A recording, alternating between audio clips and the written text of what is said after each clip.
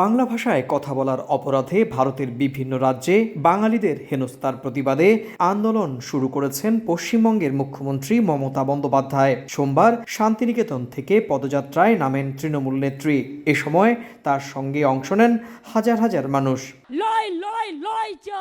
পদযাত্রা শেষে বক্তব্যে অন্য রাজ্য থেকে বাঙালিদের পশ্চিমবঙ্গে রাজ্যে ফিরিয়ে নেয়ার সরকারি উদ্যোগের ঘোষণা দেন মমতা বন্দ্যোপাধ্যায়।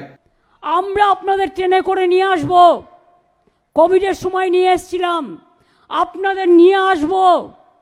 আমরা একখানা রুটি খেলে আপনাদের আধখানা রুটি দেব, আপনাদের জন্য স্কিম করব, আপনাদের কাজে আমি লাগাবো, আপনাদের স্বাস্থ্যসাথীর কার্ড দেব, আপনাদের বিনা পয়সায় রেশন কার্ড দেব।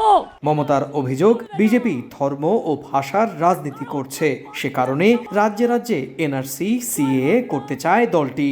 নাম বাদ দেবেন যারা জেনুইন ভোটারদের, আমি তাদের বলছি দয়া করে মানুষকে হ্যারাস করবেন না।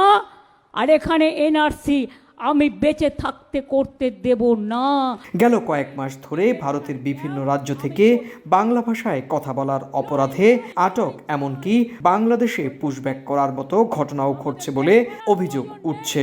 এই ঘটনার প্রতিবাদে দেশজুড়ে ভাষা আন্দোলনের ডাক দেন মমতা। জেলায় জেলায় আন্দোলন করবে তৃণমূল কংগ্রেস। এক সেকেন্ড সবাই চুপচাপ। সুব্রত আচার্য, সময় সংবাদ, কলকাতা।